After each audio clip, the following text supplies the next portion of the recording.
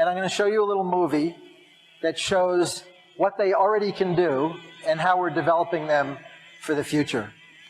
This is the Big Dog robot. This is actually from a few years ago, and it's a robot that has a sense of balance and onboard control so that it can move in a variety of terrains, just the way a mountain goat or a dog or other animals do outside.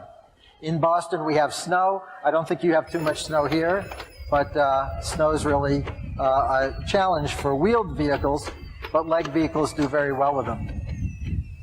We've been testing the idea that you could use a small robot to deliver packages to your house, so that maybe the UPS or the FedEx would have an automated truck that came to your street, and then the robot would get to your house. Now, in the Boston area, many people have stairways in their houses, so the robots have to be able to deal with that. And these robots have vision systems that look at the stairs so that they can handle it. This is a new small robot called Spot Mini, which is designed to fit in a home. So it's small enough. Those aren't real people, those are engineers. And it's not a real house, it's a house that we built for testing, but it's got the same dimensions, and here we're showing that the robot could help do tasks in the kitchen. And here we're showing the mixture of sensing and feedback and smart control can allow the robot to work on rough terrain. This is a humanoid robot that is the same size as me. It weighs a little bit less than me. There's a model of this over across the hall, so if you want to go over and look at the exhibit there, you can see it. And here we have it doing a box handling task where it's taking boxes from one place and then carefully lining them up, where it's using knowledge of the mechanics of how boxes work. It's using two hands. It's coordinating the whole motion of its body so that the hands and the body and the feet are all working together. It's got a vision system. It's going about the same speed as a person. And here we have two robots working together.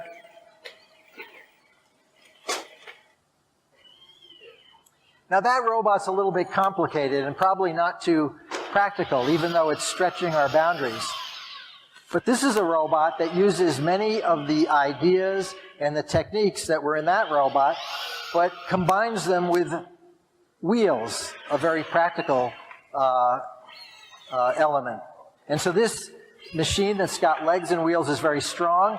It can lift 100 pounds, which is about 45 kilos. It doesn't have to be in a smooth environment. It can go on terrain. And it loves to do athletic tricks. Now, I brought one of our robots with us, and two of our people, Seth and Miles, and they're going to bring Spot Mini out for a demo. So this robot has a whole set of computers on board that are controlling the motion of the legs. Seth over there is telling it where to go, so he's giving it steering directions. The steering is so easy that even the Crown Prince, who came last night, was able to drive the robot with about 30 seconds of instruction. And you notice, if you know anything about animal gaits, that this robot is changing. This is a pacing gait, which is something animals do. That's a trotting gait.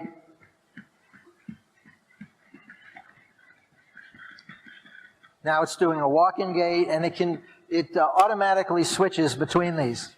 One of the great things about legged robots is they're omnidirectional. They can go sideways, they can go forward and backward, they can turn in place.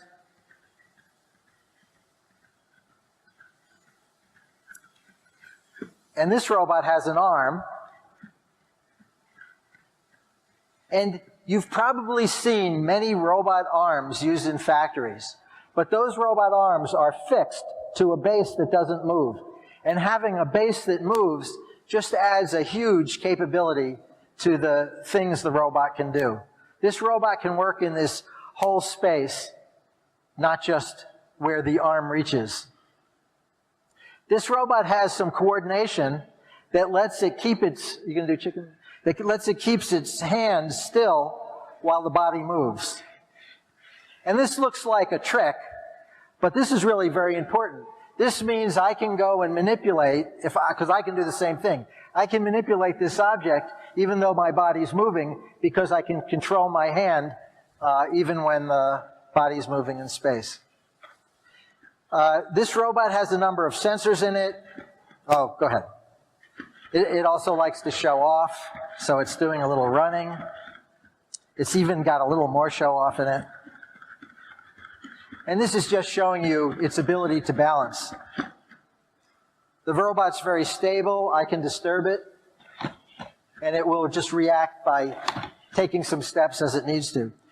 The robot's got cameras here that let it see in front of it, and the new model has cameras on the sides and the back so that it can avoid obstacles or people when it's operating. What are we doing next? So Seth's going to send the robot out so you can take a closer look. Could all of you move? All you photographers? It's going to walk up there in a minute.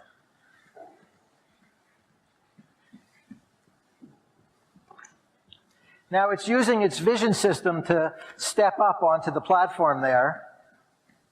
If Seth remembers to turn it on. There it goes. Takes a nice step. And it's going to go up the steps in the center there. Please give it room. I don't want to crash into any of you while it's going.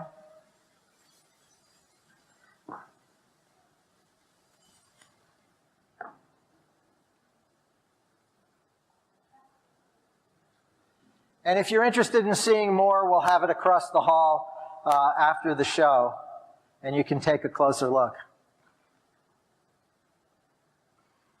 Okay, give it enough room so it can get by, please. We promise we'll give you a demo afterwards if you want to take some more pictures. Okay, so I'm going to go on with the talk. Now, an important ingredient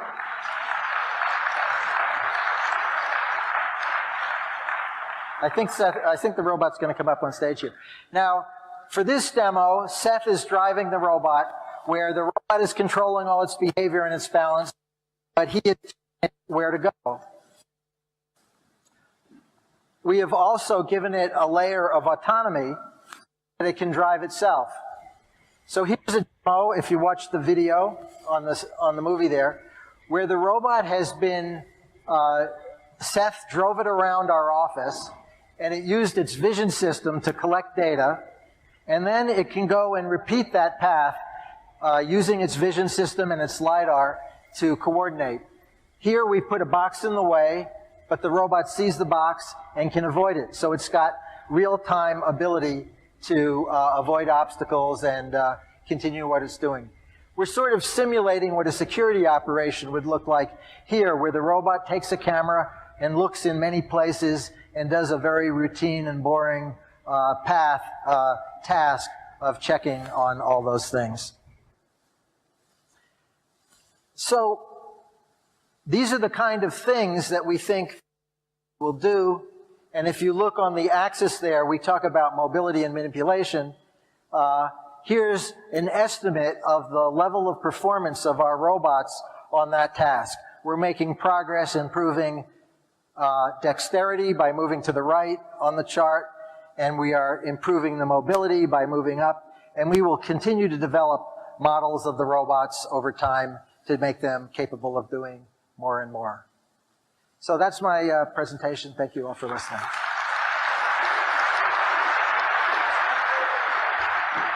Raybert, thank you.